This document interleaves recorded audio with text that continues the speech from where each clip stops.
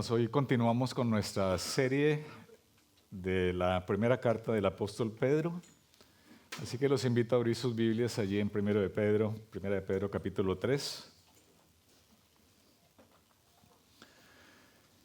Vamos a leer desde el versículo 13 hasta el final del capítulo. Primera de Pedro 3, a partir del 13. Dice así la palabra del Señor. ¿Y quién es aquel que os podrá hacer daño si vosotros seguís el bien? Mas también, si alguna cosa padecéis por causa de la justicia, bienaventurados sois. Por tanto, no os amedrentéis por temor de ellos, ni os conturbéis, sino santificad a Dios el Señor en vuestros corazones, y estad siempre preparados para presentar defensa con mansedumbre y reverencia ante todo el que os demande razón de la esperanza que hay en vosotros, teniendo buena conciencia, para que en lo que murmuran de vosotros como de malhechores sean avergonzados los que calumnian vuestra buena conducta en Cristo. Porque mejor es que padezcáis haciendo el bien, si la voluntad de Dios así lo quiere, que haciendo el mal. Porque también Cristo padeció una sola vez por los pecados, y el justo por los injustos, para llevarnos a Dios, siendo la verdad muerto en la carne, pero vivificado en espíritu, en el cual también fue y predicó a los espíritus encarcelados, los que en otro tiempo desobedecieron, cuando una vez esperaba la paciencia de Dios en los días de Noé, mientras se preparaba el arca, en la cual pocas personas, es decir, 8, fueron salvadas por agua. El bautismo que corresponde a esto ahora nos salva, no quitando las inmundicias de la carne, sino como la aspiración de una buena conciencia hacia Dios, por la resurrección de Jesucristo, quien habiendo subido al cielo está a la diestra de Dios, y a él están sujetos ángeles, autoridades y potestades. Hasta aquí la palabra del Señor. Vamos a orar al Señor. Padre, nos acercamos con reverencia a tu palabra, la abrimos para buscar en ella, Señor, aquella palabra que tú nos quieres transmitir en esta mañana, Señor. Buscar esas verdades preciosas que tú has revelado para tu iglesia. Queremos estar atentos, Señor, por eso rogamos que tú nos ayudes a dejar a un lado las preocupaciones, los afanes del día a día, para centrarnos en aquello que tú nos vas a hablar y que tengamos un corazón dispuesto no solamente para escuchar, sino también para hacer en obediencia a lo que tú nos mandas. Te lo pedimos en el nombre de Cristo. Amén. Me gusta revisar un poco la historia de los monumentos que hay en las grandes ciudades, incluso de algunos templos que se han construido en otras épocas, para ver un poco la historia, porque la historia de estos monumentos normalmente revelan cuál era el pensamiento del pueblo. El ejecutor, el artista, transmitía la verdad que entendía un pueblo a través de esas obras de arte, ¿no? En el caso de la esperanza era una diosa honrada por los romanos, y ellos elevaron muchos templos a esta diosa. Según ellos creían, la esperanza tenía dos hermanos. Uno era el sueño, porque en el sueño hacían una pausa de las dificultades, de las penas que estaban sufriendo, y el otro hermano era la muerte, porque en la muerte se terminaban todas las penas. Ellos solían dibujar la esperanza con alas, porque suele volar cuando estamos a punto de cogerla, ¿verdad? Suele volar. Y hay un artista que se llama Gravelot. Él dibujó la esperanza, la dibujó recostada en la proa de un barco, de una nave. Sostenía en su mano, o estaba apoyada en su mano en un ancla, y tenía una actitud expectante en su vista. Tenía fija la mirada en el arco iris, esperando un tiempo más tranquilo. Tenía en su cabeza una corona de flores, como una especie de antesala para esperar los frutos de la cosecha que pronto llegaría. Esa era un poco la expectativa que tenía la gente sobre la esperanza. Y de hecho, esa representación que acabo de comentarles se corresponde con la definición que nosotros encontramos en el diccionario de qué significa la esperanza. Si ustedes buscan, van a encontrar que la RAE dice que la esperanza es el estado de ánimo basado en la expectativa de alcanzar resultados favorables esos resultados favorables que se desean. Alguna vez estuvimos comentando que el apóstol Pedro se suele denominar como el apóstol de la esperanza. Y es justamente porque él explica en toda su carta cómo convive el sufrimiento con la esperanza. Pedro nos enseña que para el creyente la esperanza no es un estado de ánimo, no es un asunto emocional, sino es una certeza. Es una certeza que se sustenta en la salvación en virtud de la obra de Cristo en la cruz del Calvario. No es una expectativa por allí que puede tomar alas y volar, sino es algo seguro que está en el corazón del creyente, una certeza de su salvación por Cristo. Y esa certeza que tiene el creyente le permite entonces vivir de una manera diferente a como lo hace el resto del mundo, el mundo sin Cristo. Y el texto de esta mañana nos enseña cómo encaja realmente esa esperanza en medio del sufrimiento. Pedro, en resumen, lo que nos está diciendo es, sigan haciendo el bien, aunque esto implique sufrir y ser blanco de burlas, de críticas, de difamaciones. Pero estén preparados para explicar por qué razón tienen esa esperanza. Una esperanza que no volará, que es segura en las manos del creyente por la obra de Cristo. Así que el argumento del sermón esta mañana lo podemos resumir en una frase. El cristiano hace el bien y aunque sufra por ello, defiende la razón de su esperanza en medio de un mundo que no la tiene. Eso es lo que habla el apóstol Pedro. Y vamos a seguir los tres movimientos que encontramos en el texto. Allí encontramos en primer lugar una afirmación que está haciendo el Señor, que la encontramos en el versículo 14. Y luego nos habla de un mandamiento, de un imperativo que lo podemos encontrar luego en el versículo 14 y siguientes. Y al final el apóstol nos explica la razón de esa esperanza. Miremos entonces la afirmación. Para ello me gustaría recordar un poco el contexto de esta carta. Pedro ha estado escribiendo desde el segundo capítulo, diciéndonos a los creyentes que nosotros somos ciudadanos del cielo, que no somos ciudadanos ni somos parte de este mundo, que entonces vivimos como extranjeros y como peregrinos en un mundo que está caído, en un mundo que es difícil.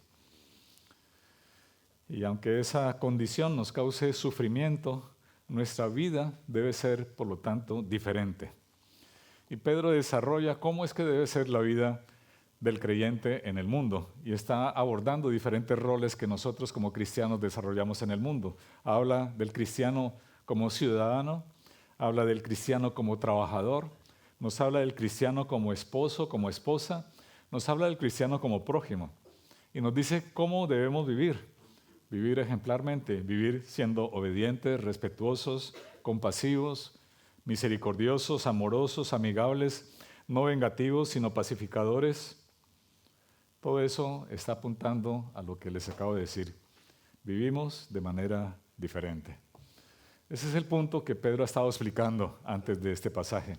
Y así llegamos entonces al versículo 13. Allí en el versículo 13 nos dice, ¿y quién es aquel que os podrá hacer daño si vosotros seguís el bien? Es una pregunta retórica, ¿verdad? Podríamos responder a esa pregunta, ningún cristiano debería sufrir por hacer el bien. Es la respuesta que se podría esperar. Ser un buen ciudadano, trabajar con excelencia, ser un esposo amoroso o una esposa devota, amar a los hermanos, ser un pacificador, devolver con el bien el mal que recibimos, servir al prójimo, todo eso nos debería llevar a vivir una vida tranquila y a no tener razones para sufrir o para ser dañados por otros. De hecho, el sabio nos dice también en Proverbios 16, cuando los caminos del hombre son agradables a Jehová, aún a sus enemigos hace estar en paz con él.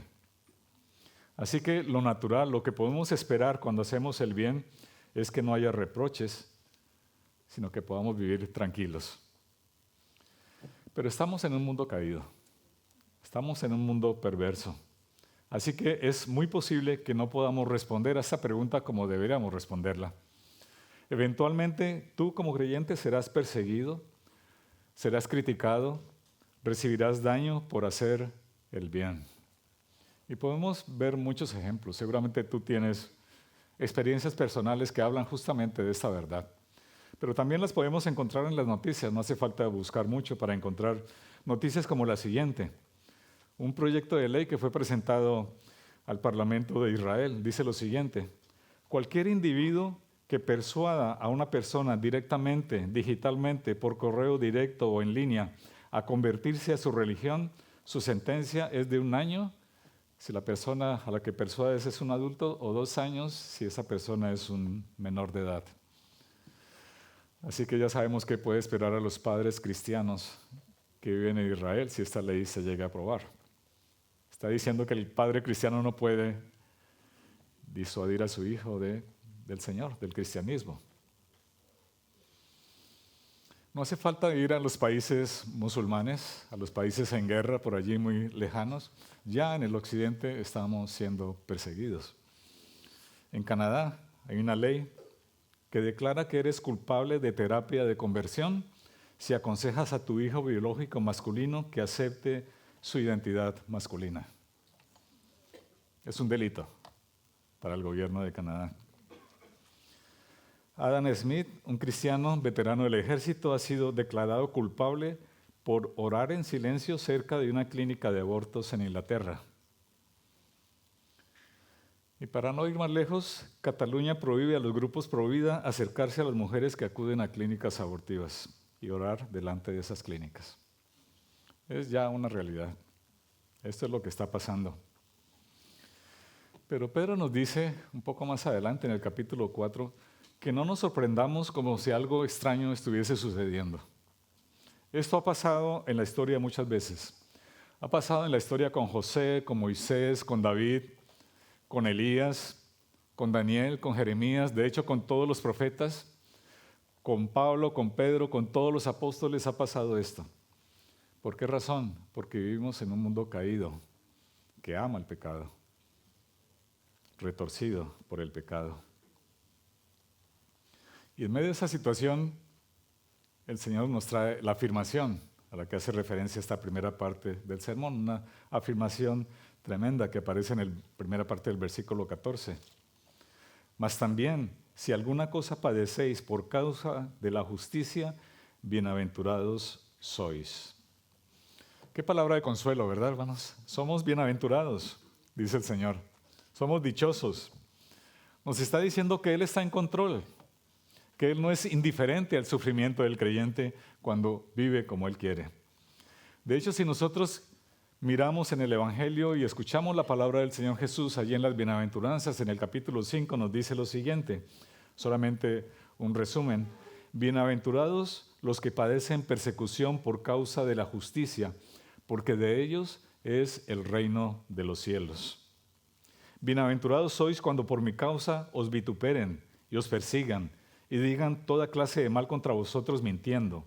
Gozaos y alegraos, porque vuestro galardón es grande en los cielos, porque así persiguieron a los profetas que fueron antes de vosotros. El Señor lo que nos está diciendo allí en este pasaje es que el reino de los cielos es para nosotros, es nuestro, para los que sufren por causa de la justicia, que sufren por hacer el bien, y además que tenemos un grande galardón. Así que es una palabra de mucho aliento para nosotros. Por eso, hermanos, cuando estés sufriendo por ser un buen ciudadano, por no colarte en el metro, por pagar tus impuestos, por ser un trabajador excelente a pesar de que tengas unos compañeros muy pesados o un jefe injusto, por ser un esposo amoroso, cuando tu esposa no lo reconozca, o seas una esposa fiel y tu esposo siga siendo muy áspero contigo. Seas un hermano en la iglesia que busque la paz entre los hermanos y de repente los dos que están en conflicto te echen a ti la culpa de que tú eres el causante del conflicto. Recuerda lo que dice Mateo 5. Eres bienaventurado. Hay un comentarista, Pinkers es el apellido, dice lo siguiente: las bienaventuranzas son la respuesta de Jesús al interrogante humano sobre la felicidad. Sí, la humanidad busca la felicidad, La quiere a toda costa. Es capaz de hacer lo que haga falta con tal de poder agarrar esa felicidad que tiene alas y que quiere volar. El gran interrogante que tiene el mundo es ese: ¿cómo hago para ser feliz? ¿Qué debo hacer? ¿Qué precio debo pagar? Estoy dispuesto a pagar lo que haga falta con tal de poder ser feliz y que esa felicidad perdure en el tiempo. Ese es el gran interrogante. Y la respuesta la encontramos allí, en Mateo 5, los primeros capítulos, las bienaventuranzas. Quizás no es la respuesta que estás esperando porque está hablando de persecución, está hablando de ser maltratados, ¿verdad? Está hablando de los que lloran, pero a todos ellos el Señor les dice: ustedes son bienaventurados. Así es, hermanos, Jesús nos lleva al concepto de un gozo mayor, un gozo en medio del sufrimiento, en medio de la persecución, en medio de un mundo como el que tenemos delante nuestro, un mundo caído. Un gozo que es mejor que una medalla que nos ponga el alcalde de la ciudad por ser buenos ciudadanos, o es mejor que la subida del sueldo que nos haga nuestro empleador, es mejor que la caricia del esposo amoroso, o es mejor que el beso de la mujer amada. Es un gozo mayor que ese, es el gozo de Cristo, que vale más. Así que esta afirmación del gozo también se encuentra reforzada un poco más adelante en el versículo 17. Dice: porque mejor es que padezcáis haciendo el bien, si la voluntad de Dios así lo quiere, que haciendo el mal. Allí Pedro nos recuerda que hay dos clases de sufrimiento. Sufrimiento por actuar bien, por ser honestos, por ser buenos ciudadanos, buenos esposos, buenas mujeres, buenos hijos, obedientes. Y el sufrimiento causado por actuar de mala manera, por tomar malas decisiones, por nuestro orgullo, nuestra vanidad, nuestro afán de riqueza. Ahí están las dos clases de sufrimiento. Así que la versión que Pedro nos presenta en este momento está referida al sufrimiento causado por actuar bien, no al sufrimiento causado por nuestras decisiones pecaminosas. Esa es entonces la afirmación del Señor: bienaventurados sois si sufrís por causa de la justicia. Muchos lo han hecho. Hebreos nos habla de personas que fueron decapitadas, que huyeron de aquí para allá, porque el mundo no los merecía. Esto ha pasado toda la vida, hermanos. Sigue pasando hoy. Así que no te extrañes si alguien habla mal de ti, si alguien te persigue, si alguien te insulta, si alguien te quita el saludo, la mirada, por tú ser un creyente fiel. No te extrañes, porque esto pasa. Y así llegamos entonces al mandamiento. El mandamiento lo encontramos en la segunda parte del versículo 14 hasta el 16. Dice lo siguiente: por tanto, no os amedrentéis por temor de ellos, ni os conturbéis, sino santificad a Dios el Señor en vuestros corazones, y estad siempre preparados para presentar defensa con mansedumbre y reverencia ante todo el que os demande razón de la esperanza que hay en vosotros, teniendo una buena conciencia, para que en lo que murmuran de vosotros como de malhechores, sean avergonzados los que calumnian vuestra buena conducta en Cristo. Está ese mandamiento del Señor que lo podemos ver allí en tres grandes partes. La primera nos dice: no os amedrentéis por temor a ellos, ni os conturbéis. El momento histórico que estaba viviendo las iglesias a las que Pedro escribe esta carta era un momento difícil. El emperador de aquella época no era nadie más que Nerón. Todos sabemos de la crueldad de este hombre. Nerón llegó a matar a su madre y a su hermano para que no le quitaran del trono. Y a los cristianos los acusaban de rebelión contra Nerón. Los acusaban de ateísmo porque no iban a los templos romanos a adorar a sus dioses. Los acusaban de terrorismo. Supuestamente habían causado el incendio de Roma.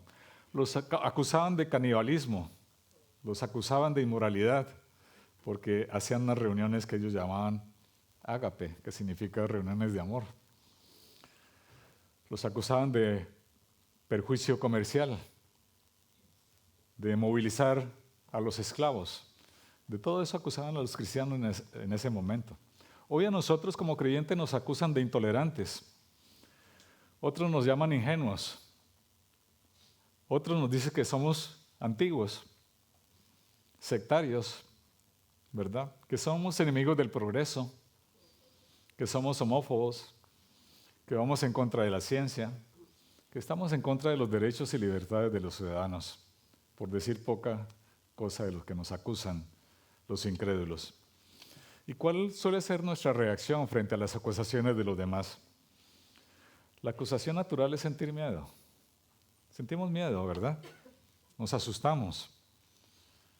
Es una reacción natural. Por eso el Señor nos dice, no os amedrentéis, no tengan miedo. Eso es lo que el mundo quiere. Pero el Señor quiere que nosotros seamos luz en medio de las tinieblas, que seamos sal en medio de la corrupción de este mundo, que estorbemos el pecado. Eso es lo que quiere el Señor. El mundo quiere que nos quitemos de en medio. Dios quiere que nos pongamos en el medio y que mostramos con la luz de la palabra el Evangelio del Señor. Que mostremos con nuestra conducta y con nuestra vida y con nuestro testimonio verbal en quién creemos y cuál es nuestra esperanza. Pero hermanos, para poder hacer esto necesitamos conocer mejor a nuestro Dios. Necesitamos conocer los atributos de nuestro Rey. Necesitamos saber qué tan grande es nuestro Dios, qué tan glorioso es Él. Necesitamos entender mejor la soberanía de Dios, cómo Él actúa a través de su providencia, dirigiendo todos los asuntos de tu vida y de mi vida y de este mundo. Necesitamos entender la santidad de Dios. Necesitamos entender quién es el Dios en el cual creemos. Y necesitamos temerle más a Dios y no temerle a los hombres. Necesitamos ser como los niños, que cuando están asustados, ¿a quién corren? Corren a su padre para recibir el abrazo de su padre y estar consolado por su padre y estar seguro en los brazos de su padre. Así necesitamos tener un corazón de niños, creyendo que tenemos un Dios que es poderoso para protegernos, para guardarnos y que nada de lo que nos pase está fuera de su control. No os amedrentéis. Entonces es la primera parte de este mandamiento del Señor. La segunda parte es santificad al Señor en vuestros corazones. Aquí el concepto de santificar tiene que ver con reconocer y con demostrar que Dios es el único a quien hay que temer y que podemos de Él esperar siempre la salvación. Pedro, con las palabras que está utilizando aquí, está aludiendo a un pasaje que encontramos en Isaías. De hecho, parece que Pedro era un fan de Isaías porque lo recuerda constantemente en su carta, ¿verdad? Está citando constantemente a Isaías y aquí otra vez lo cita. Es un pasaje que encontramos en Isaías, el capítulo 8, versículos 12 y 13. Dice lo siguiente: no llaméis conspiración a todas las cosas que este pueblo llama conspiración, ni temáis lo que ellos temen, ni tengáis miedo. A Jehová de los ejércitos, a Él santificad. Sea Él vuestro temor, y Él sea vuestro miedo. Qué palabras del profeta, ¿verdad? Fueron unas palabras de ánimo para el pueblo, a no temer a las amenazas de los asirios que venían a invadir Judá. Y fueron también unas palabras de advertencia al rey Acaz. Él se encontraba en ese momento en ese dilema. Tenía miedo por ese ejército que venía a invadirlos y estaba decidiendo qué hacer. Y decidió mal. Decidió aliarse con los asirios. Cuando el profeta le había dicho, no lo hagas, tomó una mala decisión. Así también los creyentes, queridos hermanos, somos tentados cuando estamos en crisis, cuando estamos amenazados, a ceder al miedo a los hombres y a tomar decisiones que son equivocadas, malas decisiones. Pedro, el que escribió esta carta, lo vivió en primera persona. Cuando fue señalado por aquellos que tomaron preso al Señor Jesús, este pertenece a ese grupo, le dijeron. Y él negó hasta 3 veces que pertenecía al grupo de Jesús. Tuvo miedo de las acusaciones y tomó una decisión que luego le produjo un profundo arrepentimiento en su corazón. Así que Pedro tiene la autoridad para hablar de lo que significa esto, ¿no? De tener miedo a los hombres. La palabra nos dice santificar a Cristo como nuestro Señor. Y hacer esto significa afirmar nuestra total dependencia del Señor, nuestra completa confianza en sus promesas, que Él es poderoso para cumplir al pie de la letra cada una de sus promesas y que nosotros como sus hijos somos el objeto de esas promesas. Y Él está dispuesto y tiene el poder para guardarnos como lo ha prometido. Nada se le ha escapado de su control. Por eso no tengamos miedo cuando vienen los enemigos de Cristo a hablar mal de nosotros, a decir mentiras de nosotros, a criticarnos, a enfadarnos. Y la tercera parte del mandamiento es: estad siempre preparados para presentar defensa de la razón de vuestra esperanza. ¿Recordáis el punto del sermón, el argumento? El cristiano hace el bien y aunque sufra por ello, defiende la razón de su esperanza en un mundo que no la tiene. Este es el eje del pasaje. El mandato es muy claro. Debes estar siempre preparado para defender la razón de tu esperanza. Vivimos como cristianos honrando a Dios, porque Él nos ha traído de la desesperanza del mundo donde nos encontrábamos, muertos en nuestros delitos y pecados, y nos ha traído a una vida llena de esperanza y de expectación de lo que Él hace. Los romanos en la antigüedad levantaban esos templos a la diosa Esperanza, pero eran templos vacíos de esperanza. Y cuando tú le preguntas a un incrédulo cuál es la razón de su esperanza, sus respuestas suelen ser respuestas vacías de contenido.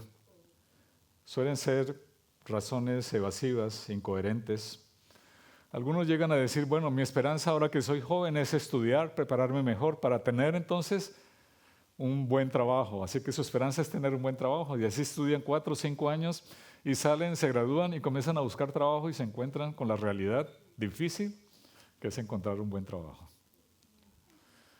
Y comienzan a echar currículos y no les sale trabajo. Y su esperanza parece que ha tomado alas y ha volado. Al fin encuentra un trabajo, pero resulta que no es el trabajo que él pensaba. Tiene que hacer cosas que no le gustan, tiene que pasar largas horas por las cuales no le pagan. Tiene un jefe pesado, unos compañeros que son crueles, pero así tiene que trabajar, ¿no? Y pasan los años, cambia de trabajo porque de repente lo echan de este trabajo y tienes que buscarse otro. Van pasando los años, así que su esperanza se traslada a la jubilación. Bueno, un día voy a jubilarme, voy a dejar de trabajar. Y llega la edad de jubilación y se encuentra con que ya no tiene fuerzas, con que lo que le pagan no le alcanza para vivir. Y así la gente piensa en esa esperanza, una esperanza evasiva. La gente construye su esperanza como templos vacíos. Su esperanza vuela cuando están a punto de cogerla. Así que yo te pregunto a ti, amigo, que no eres creyente, ¿cuál es tu esperanza en la vida? ¿Qué piensas obtener de este mundo? ¿Estás pensando que tu esperanza es tu juventud? ¿Es tu fuerza, la energía, la salud que tienes ahora? Déjame decirte, la juventud pasa muy rápido. Yo recuerdo cuando era joven, ahora tengo unas cuantas canas. Pasa muy rápido, se va la vida en un momento.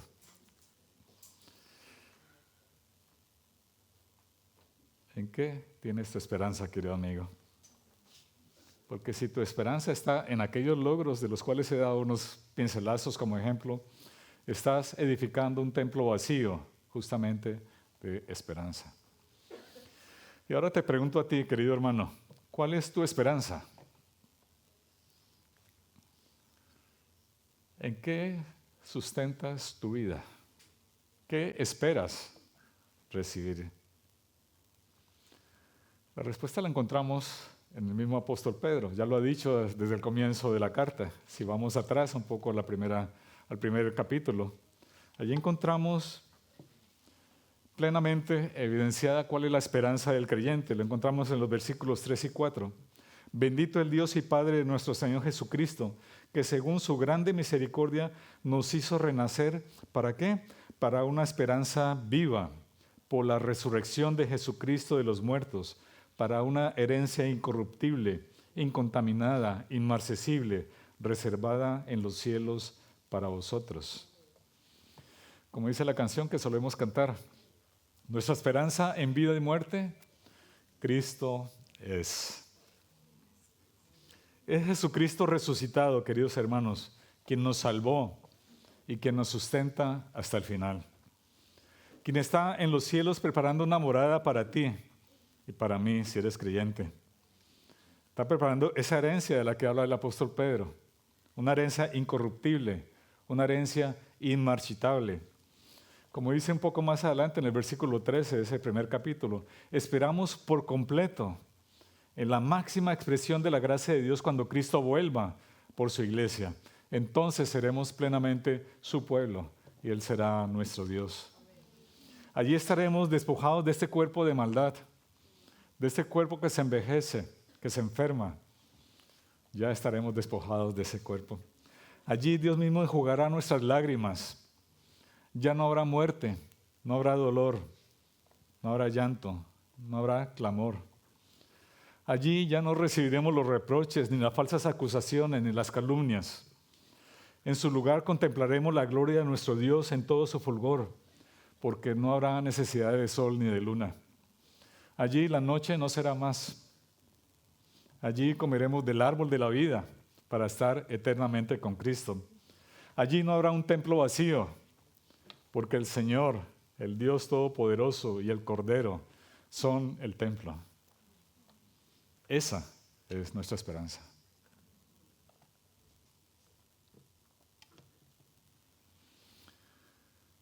Así que si esta es tu esperanza, el apóstol nos dice, debes estar siempre preparado para presentar defensa de la razón de tu esperanza. En términos jurídicos, ustedes han escuchado con alguna frecuencia que las personas, los acusados, tienen derecho a no declarar. ¿Sí? Un derecho un poco extraño, ¿no? Supuestamente si declaras te vas a autoinculpar y puedes salir perjudicado y por eso se han inventado este derecho a no declarar. Es el mismo derecho que tienen los niños, ¿no? Cuando tenemos allá a nuestros hijos, los tenemos a los 3 después de hacer alguna travesura y preguntamos, ¿quién hizo tal cosa? ¿Quién rompió este plato? Todos cierran la boca. Están acudiendo a ese derecho de no declarar.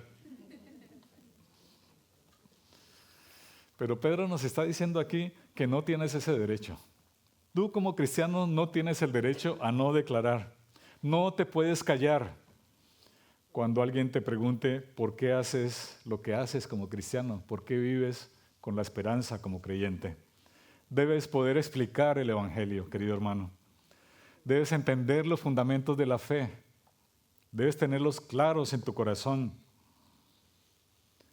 Debes tener diáfano en tu mente cuál es el plan de redención de nuestro Señor. Debes poder hablar de un Dios que es poderoso, pero que es santo y que demanda santidad.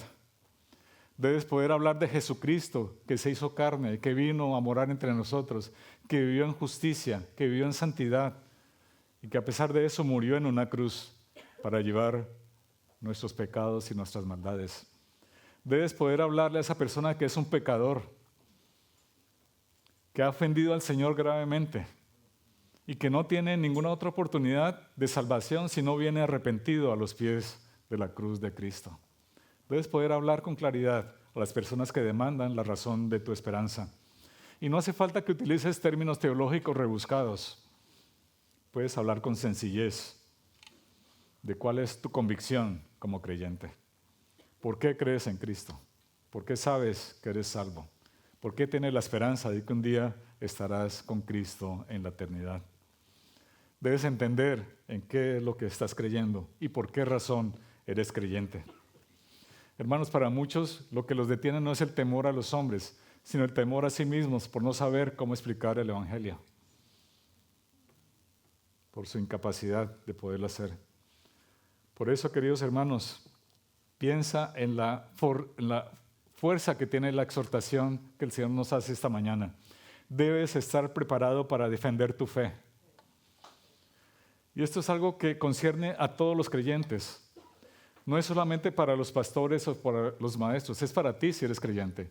Tú debes poder defender la fe en el Señor Jesucristo. El hermano Sproul dice lo siguiente: la preparación para confesar a Cristo es un aspecto muy importante de santificar a Cristo como Señor. No es solamente responder a preguntas legítimas, sino responder incluso a las indagaciones muchas veces abusivas y crueles de otras personas. Debes prepararte.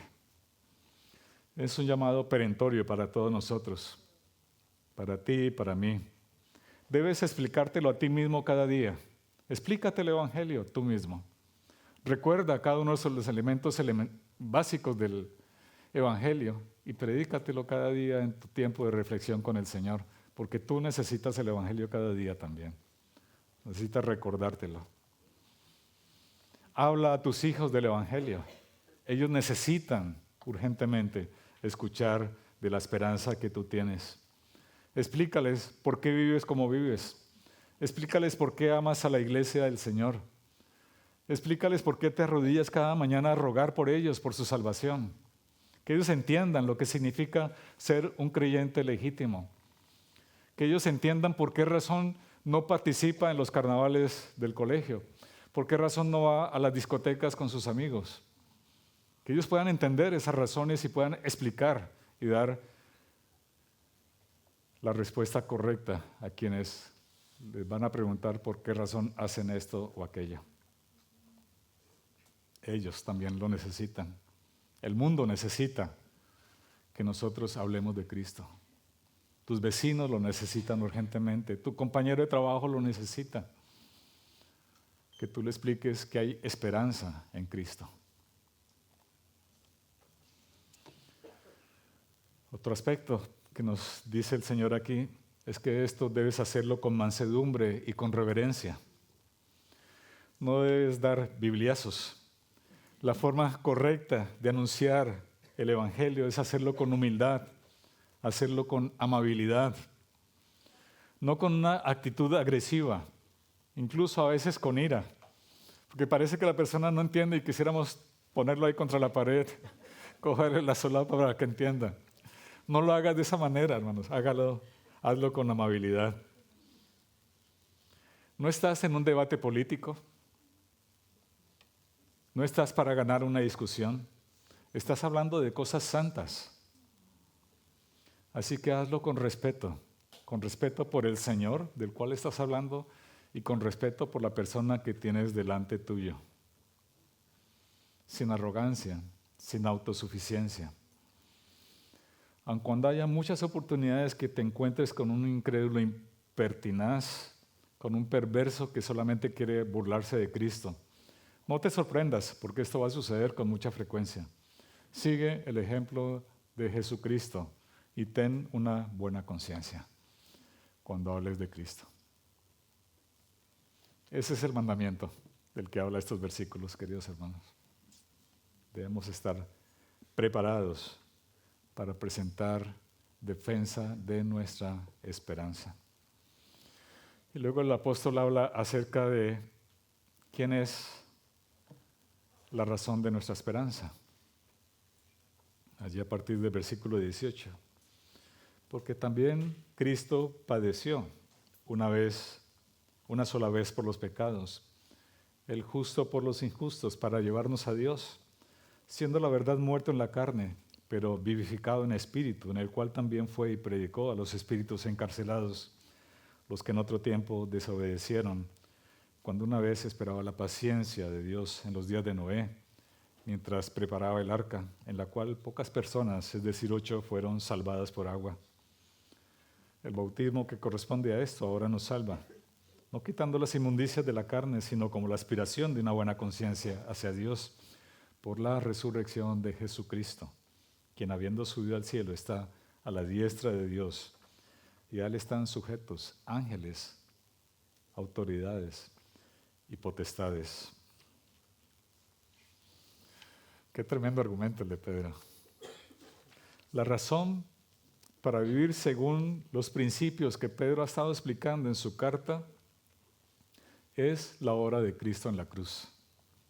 Esa es nuestra razón central, queridos hermanos. Y esto es lo que Pedro explica entonces en este pasaje. Cristo vivió una vida ejemplar, una vida de rectitud, una vida de santidad, una vida de justicia. Y padeció por ello, por vivir en justicia, por vivir en santidad, por vivir en verdad. Padeció y murió una sola vez por todas. Él saldó la cuenta que tú y yo teníamos pendientes con Dios para traernos a Dios, siendo nosotros injustos. Cristo, el único justo, murió en nuestro lugar. Y este principio de la justificación y este principio de la sustitución del Señor debe animarnos, queridos hermanos, a vivir para Él y por Él, para que Él sea la razón de nuestra vida, para que Él sea la razón de nuestra esperanza.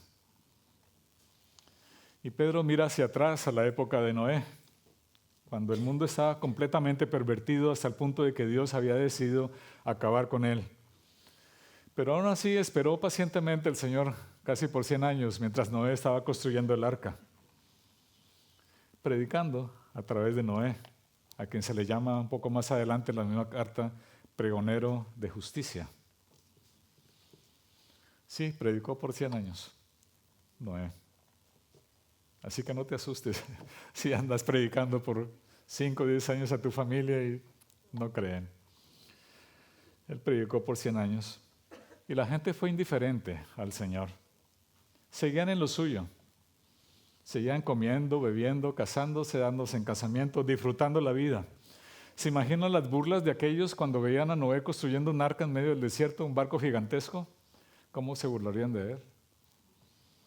Por la esperanza que él tenía. Pero Noé hizo lo que Dios nos pide a nosotros hoy, vivir en obediencia al Señor, pregonando su justicia. Él vivió así, edificando el arca. Y dice el texto en Hebreos que con su fe Noé condenó al mundo.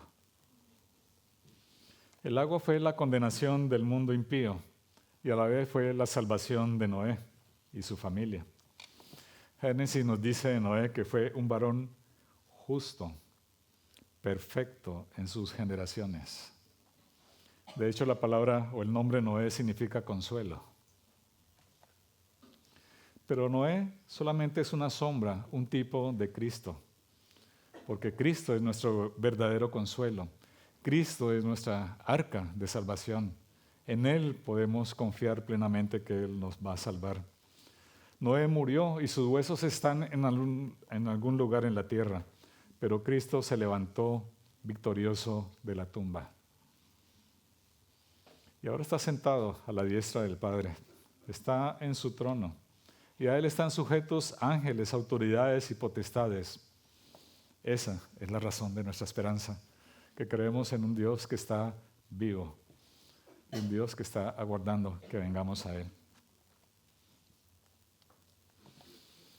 La figura de la esperanza, como describí al principio, es una mujer coronada de flores, mirando el arco iris, recostada en la proa de un barco con un ancla en sus manos. Pero nuestra esperanza es el Hijo del Hombre, que un día estuvo colgado en un madero, que no tuvo una corona de flores, sino una corona de espinas, que no miraba el arco iris, sino miraba un cielo oscurecido y entenebrecido por causa del pecado que llevaba sobre sus hombros, que no tenía un ancla, sino unos clavos en sus manos. Por eso nuestra esperanza es muy diferente de la del mundo. Así que si alguien te pregunta ¿por qué vives con esperanza?, ¿qué vas a responder? Te invito a que respondas así. ¿Por qué vivo con esperanza? Porque cuando estaba muerto en mis delitos y pecados, Cristo me amó y se entregó hasta la muerte para salvarme. ¿Por qué Cristo es mi esperanza? Porque no se quedó colgado en una cruz. Cristo es mi esperanza en vida, porque sé que Él tiene el poder para guardarme a lo largo de la vida, a pesar de los sufrimientos y las dificultades que padezcamos aquí. Porque Él es mi consuelo en las aflicciones. Porque es mi refugio y es mi gozo cuando la gente me oprime y se burla de mí. Cristo es mi esperanza porque sé que cuando parta de este mundo, Él me estará esperando y me recibirá para vivir eternamente en su gloria y para gozarme por la eternidad a su lado. Por eso tengo esperanza en el Señor. Así que te dejo esta pregunta. ¿Cuál es tu esperanza? Medita en ello, hermano.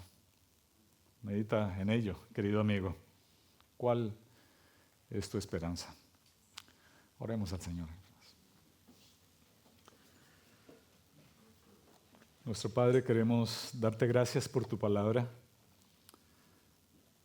Señor, qué gozo poder abrirla y poder encontrar la revelación tuya, Señor, que nos habla de una esperanza gloriosa que tenemos en Cristo. Ayúdanos a vivir cada día con esa esperanza en nuestro corazón, con esa certeza que tú has traído, Señor. No es una esperanza que tiene alas, es una esperanza ciertísima, porque Cristo ya pagó el precio para que hoy tengamos esa esperanza. Y por ello te agradecemos, Señor, y te honramos en el nombre precioso de nuestro Salvador, el Señor Jesucristo. Amén.